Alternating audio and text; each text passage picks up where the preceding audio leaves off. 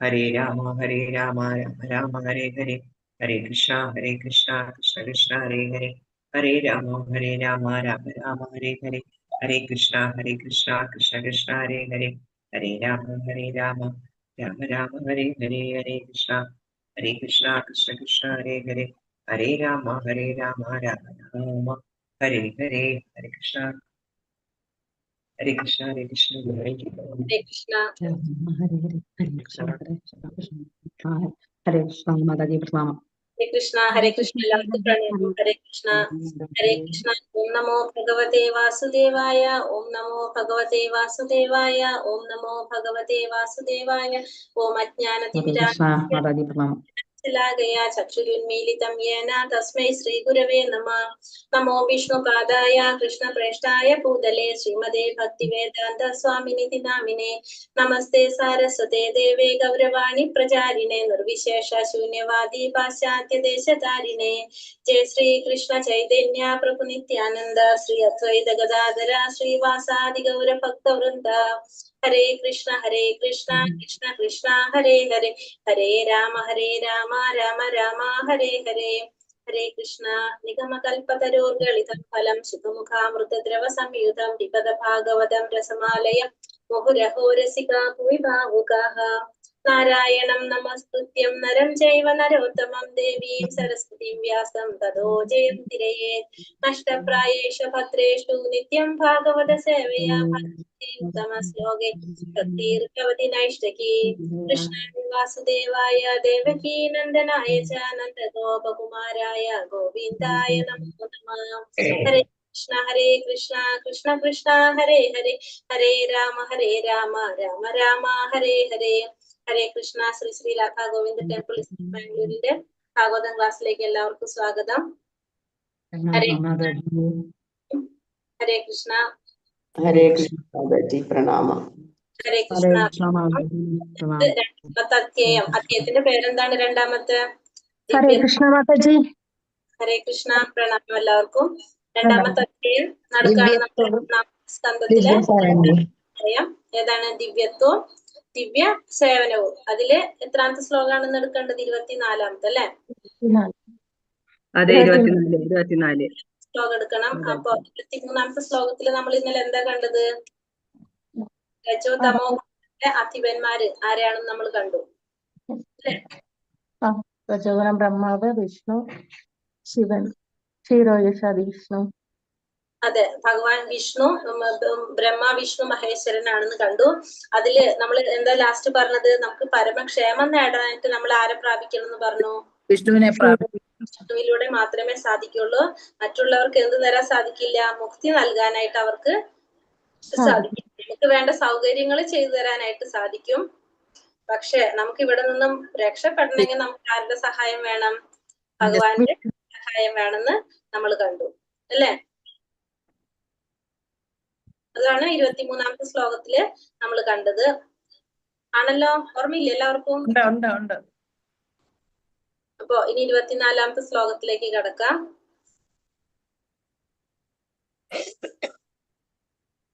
ഹരേ കൃഷ്ണ. ഓം നമോ ഭഗവതേ വാസുദേവായ. പാർത്ഥിവാരുണോ ധൂമ തസ്മാദഗ്നി സ്ത്രയീമയഃ തമസസ്തു രജസ്തസ്മാൽ സത്വം യൽ ബ്രഹ്മദർശനം. പാർത്ഥിവാദാരുണോ ധൂമ തസ്മാദ് അഗ്നിസ്ത്രയീമയഃ തമസസ്തു രജസ്തസ്മാൽ സത്വം യൽ ബ്രഹ്മദർശനം. ഹരേ കൃഷ്ണ. ചൊല്ലിക്കോളൂ. ഹരേ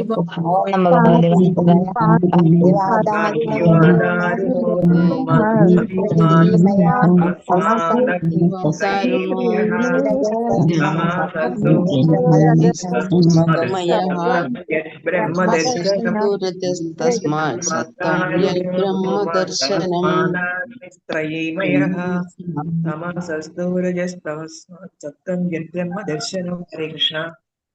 ഹരേ കൃഷ്ണ. പാർത്ഥിവദാരുണോ ധൂമ തസ്മാദഗ്നിസ്ത്രയീമയഃ തമസസ്തു രജസ്തസ്മാൽ സത്വം യൽ ബ്രഹ്മദർശനം. ഹരേ കൃഷ്ണ. നമുക്ക് നോക്കാം. പാർത്ഥിവാൽ പൃഥ്വിയിൽ നിന്ന്, ദാരുണ വിറക്, പുക, തസ്മാൽ അതിൽ നിന്നും, അഗ്നി അഗ്നി, ത്രയി വേദയജ്ഞങ്ങൾ അല്ലെങ്കിൽ യാഗങ്ങൾ, മയഹ നിർമ്മിതമായ, തമസഹ തമോ ഗുണത്തിൽ, തു എന്നാൽ, രജഹ രജോ ഗുണം, തസ്മാൽ അതിൽ നിന്നും, സത്വം സത്വഗുണം, യൽ ഏത്, ബ്രഹ്മ നിരപേക്ഷ സത്യം, ദർശനം സാക്ഷാത്കാരം. നോക്കാം നമുക്ക്. വിവർത്തനം ഭാവാർത്ഥം. ശ്രീല പ്രഭുപാദ് കി ജയ്.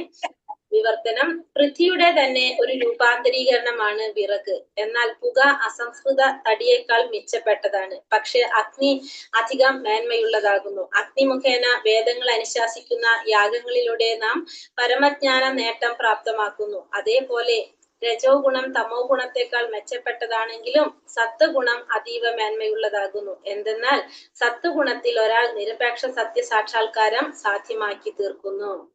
അപ്പൊ എന്തിവിടെ പറയുന്നത്? പൃഥ്വിയുടെ തന്നെ ഒരു രൂപാന്തരീകരണമാണെന്ത് വിറക് എന്ന് പറയുന്നത്. അപ്പൊ വിറകിന്റെ പ്രത്യേകത എന്താണ്? വിറക് എന്നാൽ പുക അസംസ്കൃത തടിയേക്കാൾ മെച്ചപ്പെട്ടതാണ്. അപ്പൊ വിറകിനേക്കാൾ മെച്ചപ്പെട്ടതാണ് എന്ത്? പുക. പക്ഷേ അഗ്നി അധികം മേന്മയുള്ളതാണ്. അപ്പൊ പുകയേക്കാൾ മേന്മയുള്ളതാണ് എന്ത്? അഗ്നി. കാരണം അഗ്നിയിലൂടെ നമുക്ക് എന്ത് ചെയ്യാനായിട്ട് സാധിക്കും? നമ്മൾ അഗ്നിയിലൂടെയാണ് വേദങ്ങൾ അനുശാസിക്കുന്ന പ്രകാരം യജ്ഞങ്ങളും കർമ്മങ്ങളും ഒക്കെ ചെയ്തിട്ട് നമുക്ക് എന്ത് സാധിക്കുന്നത്? സാക്ഷാത്കാരം നേടാനായിട്ട് സാധിക്കുന്നത്. അപ്പൊ അതുകൊണ്ട് തന്നെ ഏറ്റവും പ്രധാനപ്പെട്ട നമുക്ക് എന്ത് പറയാം? അഗ്നിയാണെന്ന് പറയാം. വിറകിനേക്കാളും പുകയേക്കാളും മേന്മയുള്ളത് എന്താണ്? അഗ്നിക്കാണ്. കാരണം അഗ്നിയിലൂടെ നമുക്ക് എന്ത് സാധിക്കും? നമുക്ക് വേദങ്ങൾ അനുശാസിക്കുന്ന പ്രകാരം നമുക്ക് യജ്ഞങ്ങളും യജ്ഞങ്ങളും യാഗങ്ങളൊക്കെ അനുഷ്ഠിച്ചുകൊണ്ട് നമുക്ക് ഭഗവാനെ പ്രാപിക്കാനായിട്ട് നമുക്ക് സാധിക്കും. അതേപോലെ തന്നെ അപ്പൊ അതിനെന്തായിട്ടാണ് എന്തിനാണ് കമ്പയർ ചെയ്യണത്? അത് രജോ ഗുണം തമോ ഗുണം സത്വഗുണത്തിനെ കമ്പയർ ചെയ്യാണ് വിറകായിട്ട്.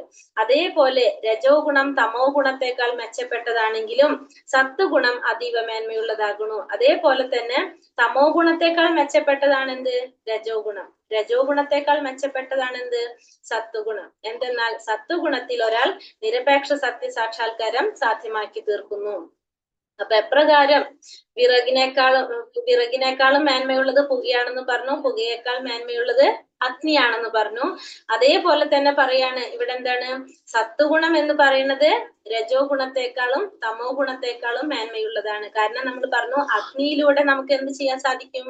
പരമാത്മ സാക്ഷാത്കാരം നേടാനായിട്ട് സാധിക്കും. വേദങ്ങൾ അനുശാസിക്കുന്ന കർമ്മങ്ങളും യാഗങ്ങളും ഒക്കെ അനുഷ്ഠിച്ചുകൊണ്ട് നമുക്ക് സാക്ഷാത്കാരത്തിന് സാധിക്കും. അതേപോലെ തന്നെ നമുക്ക് എന്ത് സാധിക്കും? സത്വഗുണത്തിലൂടെയും തമോ ഗുണത്തിലൂടെ നമുക്ക് സാക്ഷാത്കാരം സാധിക്കില്ല. പക്ഷെ സത്വഗുണത്തിലൂടെ നമുക്ക് എന്ത് ചെയ്യാം? ഉയർന്നുയർന്ന് സത്വഗുണത്തിലൂടെ അനിരപേക്ഷ സത്യസാക്ഷാത്കാരം സാധ്യമാക്കി തീർക്കും എന്ന് ഇവിടെ പറയാണ്. ഭാവാർത്ഥം: മുകളിൽ വിശദമാക്കിയതുപോലെ ഭഗവാന്റെ ഭക്തിയുടെ സേവനത്തിലൂടെ ഭൗതിക അസ്തിത്വത്തിലെ ബന്ധജീവിതത്തിൽ നിന്നും ഒരാൾ സ്വതന്ത്രനാകുന്നു. മുകളിൽ വിശദമാക്കിയതുപോലെ ഭഗവാന്റെ ഭക്തിയുടെ സേവനത്തിലൂടെ ഭൗതിക അസ്തിത്വത്തിലെ ബദ്ധജീവിതത്തിൽ നിന്നും ഒരാൾ സ്വതന്ത്രനാകുന്നു. അപ്പൊ ഈ പറഞ്ഞ രീതിയിൽ നമുക്ക് എന്ത് ചെയ്യാൻ സാധിക്കും? ഭൗതിക ജീവിതത്തിൽ നിന്ന്, ആ ബദ്ധമായിട്ടുള്ള നമ്മുടെ ജീവിതത്തിൽ നിന്ന് നമുക്ക് സ്വാതന്ത്ര്യം നേടാനായിട്ട് സാധിക്കും. ഭഗവാന്റെ ഭക്തിയുടെ സേവന യോഗ്യനാവാൻ ഒരാൾ സത്വഗുണ പദവിയിലേക്ക് ഉയരേണ്ടതാണെന്ന വസ്തുതയെ ഇവിടെ ആവർത്തിച്ച് സമാവേശിപ്പിച്ചിരിക്കുന്നു. അപ്പോ ഭക്തിയുടെ സേവനത്തിന് യോഗ്യനാവണമെങ്കിൽ നമ്മൾ എന്തിലേക്കെങ്കിലും ഉയരണം? നമ്മള് സത്വഗുണത്തിലേക്കെങ്കിലും ഉയർന്നാൽ മാത്രമേ നമുക്ക് ഭക്തിയുടെ സേവനത്തിന് യോഗ്യനാവാനായിട്ട് സാധിക്കുള്ളൂ. അപ്പോ അതുകൊണ്ട് എന്ത് ചെയ്യണം? സത്വഗുണത്തിലേക്കെങ്കിലും നമ്മൾ ഉയരേണ്ടതാണ്. എന്നാൽ പുരോഗമന പാതയിൽ അന്തരായങ്ങൾ ഉണ്ടായാൽ ആർക്കും തമോ ഗുണത്തിൽ അവസ്ഥിതമായവർക്കും ആത്മീയാചാര്യന്റെ വിദഗ്ധമായ മാർഗനിർദ്ദേശത്താൽ ക്രമേണ സത്വഗുണ പദവിയിലേക്ക് ഉയരാൻ സാധ്യമാകുന്നു. പിന്നെന്താ പറഞ്ഞത്? എന്നാൽ പുരോഗമന പാതയില് അന്തരായങ്ങൾ ഉണ്ടായാൽ ആർക്കും, പുരോഗമന പാതയിൽ നമുക്ക് എന്തെങ്കിലും അന്തരായങ്ങൾ എന്ന് പറഞ്ഞാല് എനിക്കറിയില്ല കേട്ടോ, ഞാനത് ശ്രദ്ധിച്ചില്ല. തടസ്സങ്ങനായിരിക്കോ? നോക്കാം നമുക്ക്. തമോ ഗുണത്തിൽ അവസ്ഥിതമായവർക്കും ആയിരിക്കാം. ആത്മീയ ആചാര്യന്റെ വിദഗ്ധമായ മാർഗനിർദ്ദേശത്താൽ ക്രമേണ സത്വഗുണ പദവിയിലേക്ക് ഉയരാൻ സാധ്യമാകുന്നു. അപ്പൊ എന്തെങ്കിലും നമുക്കതില് ബുദ്ധിമുട്ടുകൾ ഉണ്ടെങ്കിൽ നമുക്ക് ആരുടെ സഹായത്തോടെ നമുക്ക് സത്വഗുണത്തിലേക്ക് ഉയരാൻ സാധിക്കും? ഒരു ആത്മീയ ആചാര്യന്റെ മാർഗനിർദ്ദേശത്തിലൂടെ നമുക്ക് സത്വഗുണത്തിലേക്ക് ഉയരാനായിട്ട് സാധിക്കും. ആകയാൽ ആത്മാർത്ഥനായ ഒരു വിദ്യാർത്ഥി അപ്രകാരമുള്ള വികാസ മുന്നേറ്റത്തിന് വിദഗ്ധനായ ആത്മീയ ആചാര്യനെ നിശ്ചയമായും സമീപിക്കണം. അപ്പൊ അതുകൊണ്ട് തന്നെ ആത്മാർത്ഥമായിട്ട് സത്വഗുണത്തിലേക്ക് ഉയരണം എന്ന് ആഗ്രഹിക്കുന്ന ഒരു വിദ്യാർത്ഥി എന്ത് ചെയ്യണം? നിശ്ചയമായിട്ടും ആരെ സമീപിക്കണം? ഒരു ആത്മീയ ആചാര്യനെ സമീപിക്കണം. മാത്രമല്ല ഉത്തമ വിശ്വാസയോഗ്യനായ ആത്മീയ ആചാര്യൻ ജീവിതത്തിന്റെ ഏതവസ്ഥയിൽ നിന്നുള്ള തമസ് രജസ് സത്വഗുണത്തിൽ അധിഷ്ഠിതമായ ഏതൊരു ശിഷ്യനെയും നയിക്കാൻ തക്ക സമർത്ഥനായിരിക്കണം. അപ്പോ ആ ആത്മീയ ആചാര്യനെ സമീപിക്കേണ്ടതാണ്. അപ്പൊ ആത്മീയ ആചാര്യനിലൂടെ നമുക്ക് എവിടേക്ക് എത്താനായിട്ട് സാധിക്കും? സത്വഗുണത്തിലേക്ക് ഉയരാനായിട്ട് നമുക്ക് സാധിക്കും. ആ ആചാര്യൻ എങ്ങനെയാണ്? ഉത്തമ വിശ്വാസയോഗ്യനായ ആചാര്യൻ ജീവിതത്തിന്റെ ഏതവസ്ഥയിൽ നിന്നുമുള്ള തമസ് രജസ് സത്വഗുണത്തിൽ അധിഷ്ഠിതായ ഏതൊരു ശിഷ്യനെയും നയിക്കുവാൻ തക്ക സാമർത്ഥ്യനായിരിക്കണം. അപ്പൊ ആ ആചാര്യൻ എങ്ങനെയായിരിക്കണം?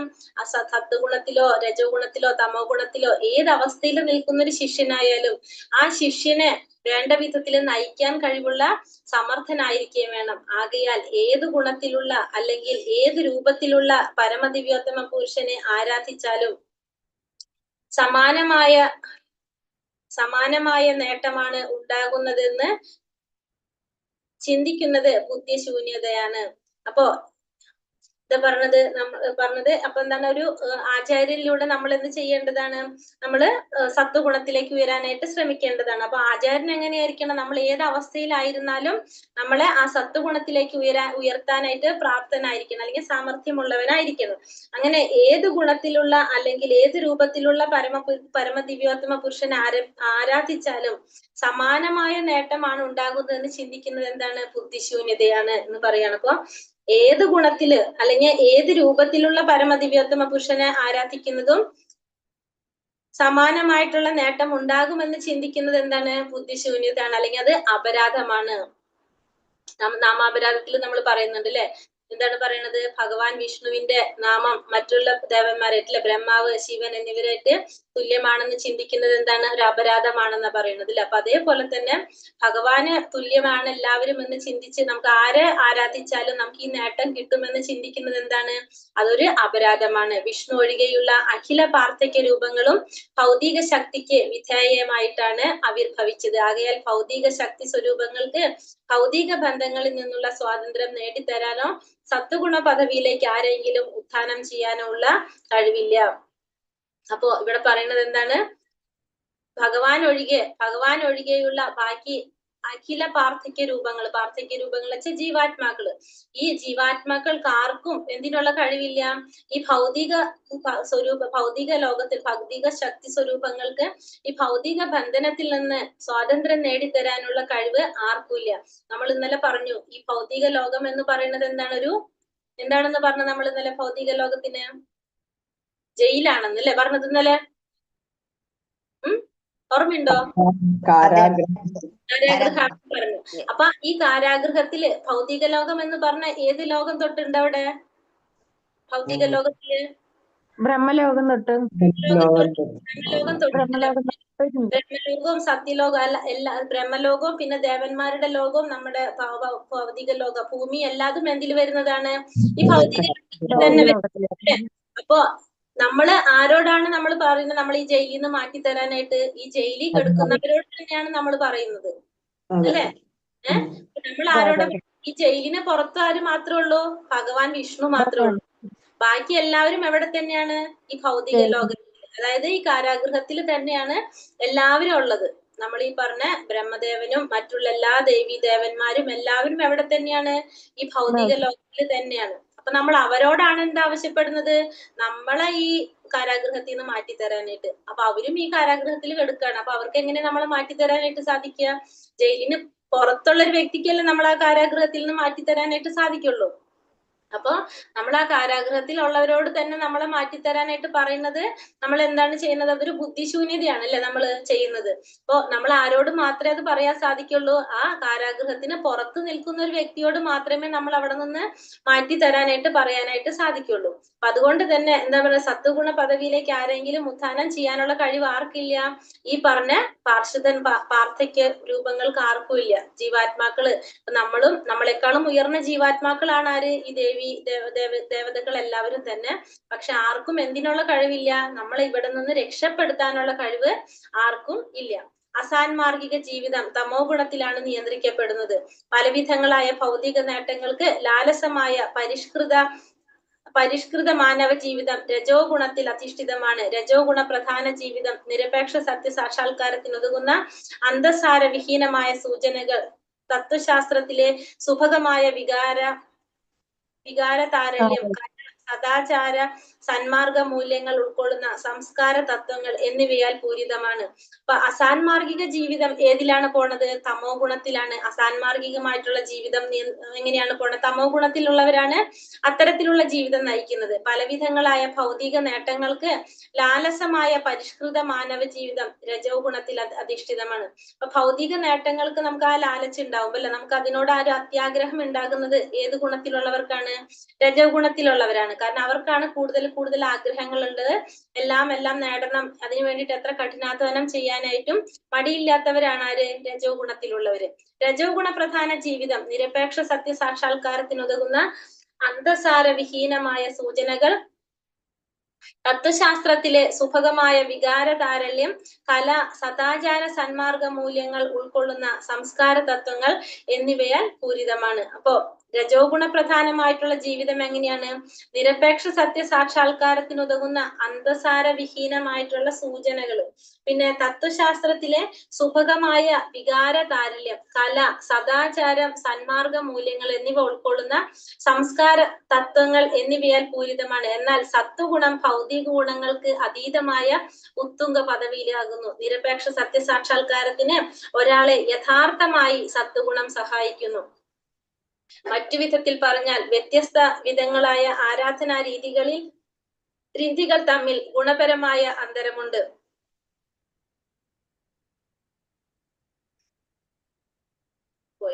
അപ്പൊ ഇവിടെ എന്താ പറഞ്ഞത്?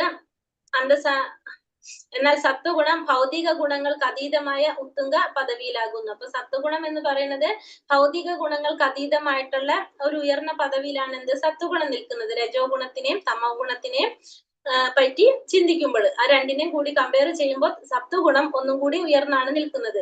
നിരപേക്ഷ സത്യസാക്ഷാത്കാരത്തിന് ഒരാളെ യഥാർത്ഥമായി സത്വഗുണം സഹായിക്കുന്നു. അപ്പൊ സത്വഗുണത്തിലുള്ള വ്യക്തിയെ നിരപേക്ഷ സത്യസാക്ഷാത്കാരത്തിന് സഹായിക്കുകയാണ് സത്വഗുണം. മറ്റു വിധത്തിൽ പറഞ്ഞാൽ വ്യത്യസ്ത വിധങ്ങളായ ആരാധനാ രീതികൾ തമ്മിൽ ഗുണപരങ്ങളായ അന്തരമുണ്ട്. മാത്രമല്ല ബ്രഹ്മാവ്, വിഷ്ണു, ശിവൻ എന്നീ പ്രബല ദേവന്മാരിൽ നിന്ന് ലഭിക്കുന്ന ക്രമമായ ഫലങ്ങളും വിഭിന്നമാണ്. അപ്പൊ സത്വഗുണം കൊണ്ട് ഒരു വ്യക്തിക്ക് എന്ത് സാധിക്കാണ്?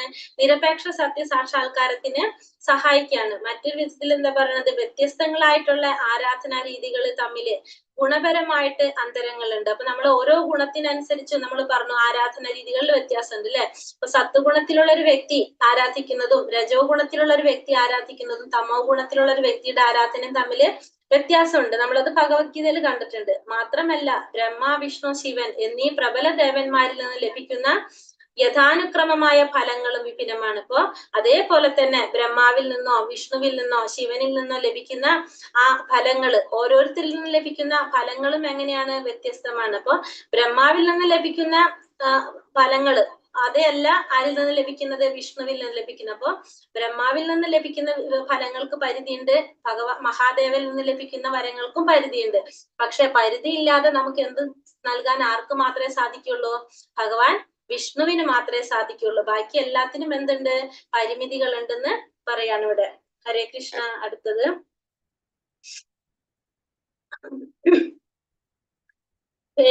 മുനയോ താഗ്രേ ഭഗവന്തമതോക്ഷജം സത്വം വിശുദ്ധക്ഷേമായ കൽപ്പന്തേയേനു താനിഹ ഭേജിരേ മുനയോധാഗ്രേ ഭഗവന്തമതോക്ഷജം സത്വം വിശുദ്ധക്ഷേമായ കൽപ്പന്തേയേനു താനിഹ. ചൊല്ലിക്കോളൂ. ഹരേ കൃഷ്ണ. ഓം നമോ ഭഗവതേ വാസുദേവായ.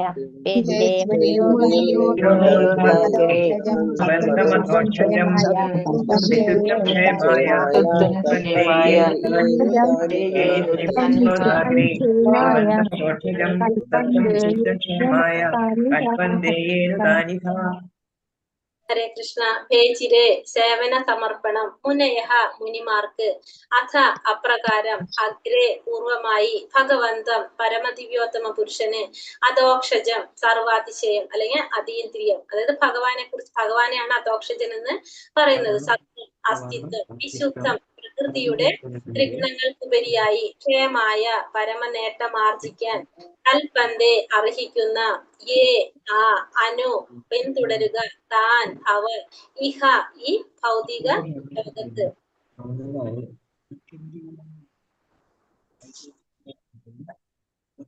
വിവർത്തനം ഭാവാർത്ഥം ശ്രീല പ്രഭുപാദ് കി ജയ്. ഭഗവാന്റെ അസ്തിത്വം ഭൗതിക പ്രകൃതിയുടെ ത്രിഗുണങ്ങൾക്ക് അതീതമാകിയാൽ സർവ്വ ഋഷി ശ്രേഷ്ഠന്മാരും പരമദിവ്യോത്തമ പുരുഷന് സേവനം സമർപ്പിക്കുകയുണ്ടായി. ഭൗതിക അവസ്ഥയിൽ നിന്നും സ്വതന്ത്രരാകാനും അവർ ഭഗവാനെ ആരാധിച്ചു. അവണ്ണമുള്ള ശ്രേഷ്ഠ പ്രാമാണികന്മാരെ പിന്തുടരുന്നത് ആരായാലും ഭൗതിക ലോകത്തിൽ നിന്നും സ്വതന്ത്രമാകാൻ യോഗ്യരാകുന്നു. അപ്പൊ ഭഗവാന്റെ അസ്തിത്വം ഭൗതിക പ്രകൃതിയുടെ ത്രിഗുണങ്ങൾക്ക് അതീതനാണ്, അല്ലെ? അതീതമാണ്. നമുക്കറിയാം ഭഗവാൻ ത്രിഗുണങ്ങൾക്ക് അതീതനായതുകൊണ്ട് ഭഗവാൻ എന്തെന്ന് പറയുന്നുണ്ട് നമ്മള്? ഭഗവാനെ നിർഗുണൻ എന്നാ പറയുന്നത്, അല്ലെ? ഭഗവാൻ ഗുണങ്ങൾക്ക് അതീതനാണ് ഭഗവാൻ. അതുകൊണ്ട് തന്നെ ഭഗവാനെ നമ്മൾ എന്താ വിളിക്കുന്നത്? ത്രിഗുണങ്ങൾക്ക് അതീതനായതുകൊണ്ട് എന്ന് പറയുന്നുണ്ട് ഭഗവാൻ. അപ്പൊ അതുകൊണ്ട് തന്നെ സർവ്വ ഋഷി ശ്രേഷ്ഠന്മാരും എന്ത് ചെയ്യാണ്? ഭഗവാന് സേവനം സമർപ്പിക്കുകയുണ്ടായി. അങ്ങനെ ഭൗതികമായ അവസ്ഥയിൽ നിന്നും സ്വതന്ത്രരാകാൻ അവർ ഭഗവാനെ ആരാധിച്ചു. അവണ്ണമുള്ള ശ്രേഷ്ഠ പ്രാമാണികന്മാരെ പിന്തുടരുന്നത് ആരായാലും ഭൗതിക ലോകത്തിൽ നിന്നും സ്വതന്ത്രമാകാൻ യോഗ്യരാകുന്നു. അപ്പോ ഭഗവാൻ ത്രിഗുണങ്ങൾക്ക് അതീതനാണെന്ന് മനസ്സിലാക്കിയത് കൊണ്ട് സർവ്വ ഋഷി ശ്രേഷ്ഠന്മാർ എന്ത് ചെയ്യാണ്? ഭഗവാന് സേവനം സമർപ്പിച്ച് ഭഗവാൻ ഈ ഭൗതിക ലോകത്തിൽ നിന്നും മോചനം നേടാൻ വേണ്ടിയിട്ട് അവരെന്ത് ചെയ്യാണ്? ഭഗവാനെ ആരാധിക്കുകയാണ് ചെയ്യുന്നത്, ഭഗവാന് സേവനം ചെയ്യാണ് ചെയ്യുന്നത്. അങ്ങനെയുള്ളവരെ പിന്തുടർന്നാൽ നമുക്ക് എന്താണ്? ഈ ഭൗതിക ലോകത്തിൽ നിന്നും സ്വതന്ത്രമാകാനായിട്ട് യോഗ്യരാകും. അതായത് ഭഗവാന്റെ ശുദ്ധ ഭക്തന്മാരെ അല്ലെങ്കിൽ മഹാത്മാക്കള്, മഹാജനങ്ങള്, ഇവരൊക്കെ പിന്തുടർന്നാൽ നമുക്ക് എന്ത് ചെയ്യാൻ സാധിക്കും? ഈ ഭൗതിക ലോകത്തിൽ നിന്ന് സ്വതന്ത്രരാകാനായിട്ട് ഉള്ള യോഗ്യത നമുക്ക് കിട്ടും. മതാനുഷ്ഠാനത്തിന്റെ ഉദ്ദേശ്യം ഭൗതിക നേട്ടമോ ദ്രവ്യത്തെ ആത്മാവിൽ നിന്ന് വിവേചിച്ചറിയാനുള്ള സാമാന്യ ജ്ഞാനമോ അല്ല. മതാനുഷ്ഠാനങ്ങളുടെ പരമമായ ലക്ഷ്യം ഭൗതിക ബന്ധനത്തിൽ നിന്നുള്ള മോചനവും അതീന്ദ്രിയ ലോക സ്വതന്ത്ര ജീവിത പുനരാർജവും ആകുന്നു. ആകയാൽ മതനിയമങ്ങൾ പരമദിവ്യോത്തമ പുരുഷനാൽ നേരിട്ട് നിർമ്മിക്കപ്പെട്ടതാകുന്നു. മഹാജനങ്ങൾ അഥവാ ഭഗവാനാൽ നിയുക്തമായ പ്രതിനിധികൾ ഒഴികെ മറ്റാരും മതത്തിന്റെ ലക്ഷ്യം അഥവാ ഉദ്ദേശം അറിയുന്നില്ല. മതോദ്ദേശം അറിയുന്ന ഭഗവാന്റെ വിശിഷ്ട പ്രതിനിധികളായി 12 പേരുണ്ട്. മാത്രമല്ല അവരെല്ലാം ഭഗവാന് അതീന്ദ്രിയ സേവനം സമർപ്പിക്കുന്നവരാണ്. നന്മ ആഗ്രഹിക്കുന്ന വ്യക്തികൾ ഈ മഹാജനങ്ങളെ പിന്തുടർന്ന് പരമോന്നതമായ നേട്ടം പ്രാപ്തമാക്കണം. അപ്പൊ ഇവിടെ എന്താ പറയുന്നത്?